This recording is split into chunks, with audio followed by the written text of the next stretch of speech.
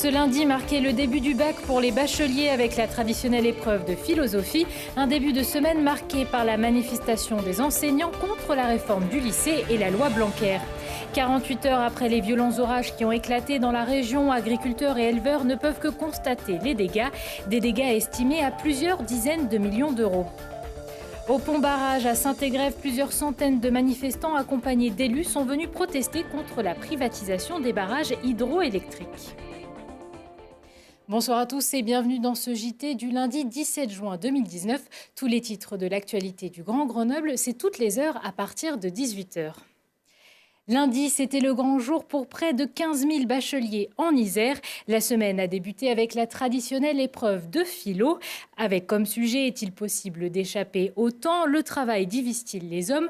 Ou encore reconnaître ses devoirs? Est-ce renoncer à sa liberté? Mais avant le début des épreuves à 8 h, 200 enseignants des lycées de l'agglomération grenobloise se sont rassemblés devant le lycée Champollion pour manifester contre la réforme du lycée et la loi Blanquer.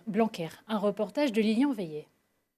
Voilà, c'est l'atelier du matin pour préparer nos revendications.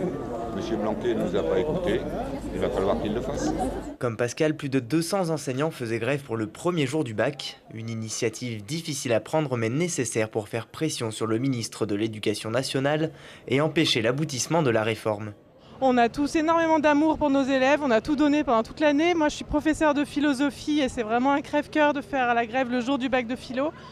Mais on est réellement conscient que si la réforme passe, c'est pour nos élèves des années suivantes que les problèmes vont vraiment se poser.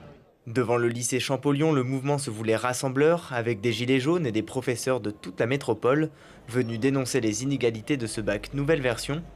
Les enseignants pointent du doigt les spécialités que les élèves doivent ajouter à leur tronc commun, car les petits lycées auront un éventail bien plus restreint.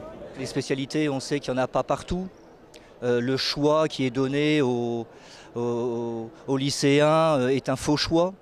Les spécialités, c'est infaisable. Nous, on en est arrivé à 54 combinaisons dans notre établissement et la mise en œuvre va avoir un impact certain sur la vie des élèves et sur notre vie à nous.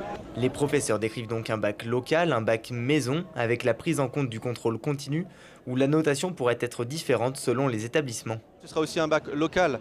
Et donc on aura un bac d'un lycée, d'un quartier difficile ou un bac Henri IV, ce ne sera pas le même bac. Mais la mobilisation n'a pas empêché le bon déroulement de l'épreuve de philosophie. On sentait qu'ils étaient là, ils bloquaient un peu, mais ensuite il n'y a pas eu de bruit, on a pu rentrer quand même sans problème. Ils ont laissé rentrer les élèves, donc ça allait. Et il n'y avait pas non plus de bruit pendant les épreuves, donc pas de problème de ce côté-là. Si aucun accord n'est trouvé avec le ministre, les élèves de seconde devront se préparer à passer un nouveau bac en 2021. Et après la philosophie, c'est l'épreuve d'histoire-géographie qui attend les bacheliers dès demain 8 h.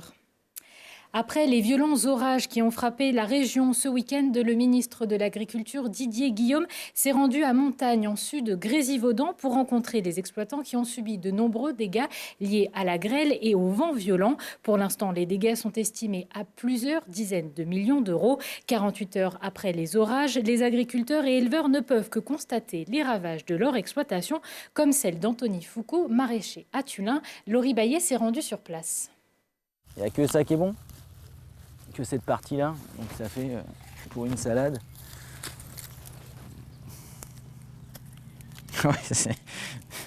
Ouais, je pense que c'est le meilleur de la salade, hein. Mais c'est un petit peu léger. Après les violents orages de samedi, Anthony garde quand même le sourire en constatant la destruction de ses récoltes. 15 minutes de grêle et c'est une partie de ses fruits et légumes qui sont invendables. Une perte économique conséquente pour ce maraîcher isérois. Il y a 400 salades sur une planche, donc ça fait 1 euro pièce, ça fait 400 euros. Donc ça fait 1200 euros là, les trois. Je me rattraperai sur les poireaux. Mais en fait, les poireaux, j'aurais dû les planter la semaine dernière et pour plein de différentes raisons, j'ai pas pu. Bon, voilà, je suis content. J'aurais au moins ça de pas détruit par la grêle. L'épisode orageux s'est abattu sur l'Isère comme sur 8 autres départements de la région.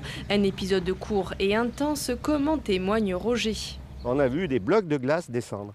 Des blocs, mais carrés, rectangulaires, mais petits, mais quand même impressionnants.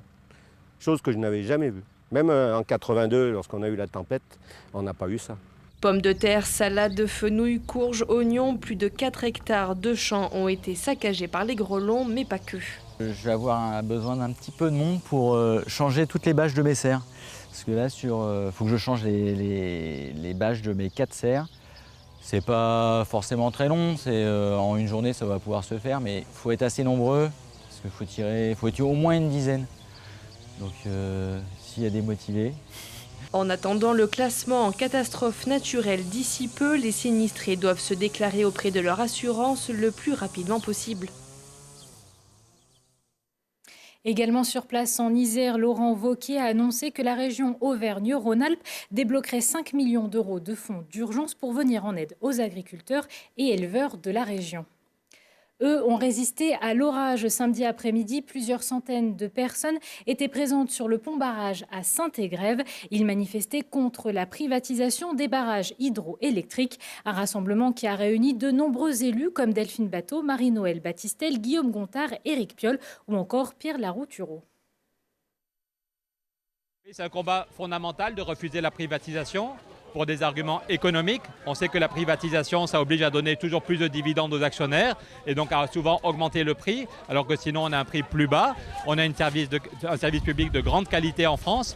Et puis maintenant, avec le dérèglement climatique, on voit que la question de l'eau est fondamentale. Privatiser, demander à Total ou à Engie de gérer l'eau, c'est une erreur à tout point de vue. Ce sont des théories économiques qui datent d'il y a 30 ans. Ce sont les libéraux qui expliquent que le marché règle mieux tous les problèmes.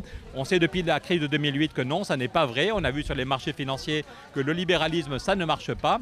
Et que ce soit sur l'agriculture ou sur la gestion de l'eau ou sur la question de l'énergie, c'est une erreur. L'eau est un bien commun et que l'énergie est aussi un bien commun. Et que ces deux biens-là sont d'une importance tout à fait stratégique pour les années à venir. Dans la transition énergétique à laquelle on ne peut pas échapper pour les raisons de réchauffement climatique, de perte de la biodiversité, etc., on sait très bien aujourd'hui qu'il va falloir qu'il y ait une transition énergétique. Et cette transition énergétique, elle va avoir besoin des barrages. Pour quelle raison? Parce que c'est la seule manière de stocker de l'électricité.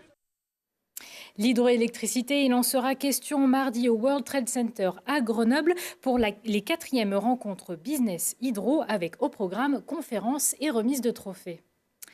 Séance d'aquabiking en plein air pour les coureurs du Critérium du Dauphiné. L'arrivée de la 7e étape se situait à Pipet au Settlo, une première pour la station.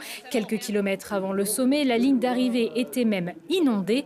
Un Critérium du Dauphiné qui s'est joué dans cette 7e et avant-dernière étape, puisque le Danois Jakob Fuglsang remporte le maillot jaune à Pipet pour ensuite le conserver le lendemain lors de l'arrivée finale du Critérium à Champéry en Suisse. Ce week-end également se déroulait le 3e match de la Coupe du Monde féminine de foot au Stade des Alpes. Une rencontre entre le Canada et la Nouvelle-Zélande dans le cadre des phases de poule du groupe E. Le Canada qui a battu la Nouvelle-Zélande 2-0. Quelques jours avant le match, Mathias Araez était parti à la rencontre de la gardienne néo-zélandaise, ancienne recrue du GF 38 pendant la saison 2016-2017. Mais elles font surtout cette Coupe du Monde. Ce sont les femmes, les joueuses, les féminines. Et je suis avec une vieille connaissance du GF38, l'internationale néo-zélandaise. Erin, bonjour. Bonjour. Comment vous vous sentez d'être de retour à Grenoble? Je me sens bien d'être de retour à Grenoble. Tout me semble très familier depuis que j'ai joué ici. C'est une très belle ville. C'est super d'être là, surtout pendant l'été. Est-ce que vous sentez l'engouement autour du football féminin ici en France? Vous avez joué à Lyon, à Grenoble et maintenant à Bordeaux dans ce contexte de Coupe du Monde. Oui, je pense que cette Coupe du Monde a vraiment beaucoup de soutien derrière elle. Je pense que le football féminin va continuer de grandir grâce à cette Coupe du Monde. J'ai vu beaucoup de matchs et je trouve qu'il y a beaucoup de gens dans les tribunes, surtout derrière l'équipe de France, et c'est super de voir ça. Les choses changent alors. Oui, je l'espère. Ça va continuer de grandir. Bon, en tout cas, on souhaite un bon parcours aux Néo-Zélandaises et à vous, une très belle Coupe du Monde. À 20h15 et 23h15, si on parlait, émission best-of aujourd'hui avec du foot en fauteuil électrique, l'exploration des mondes inconnus au Muséum de Grenoble et une traversée des Alpes en armure sur les traces des chevaliers. Prochain rendez-vous avec l'actu dans 1 heure et en replay sur télégrenoble.net. Demain, vous retrouverez Marie-Caroline Abrial. Je vous souhaite à tous une excellente soirée.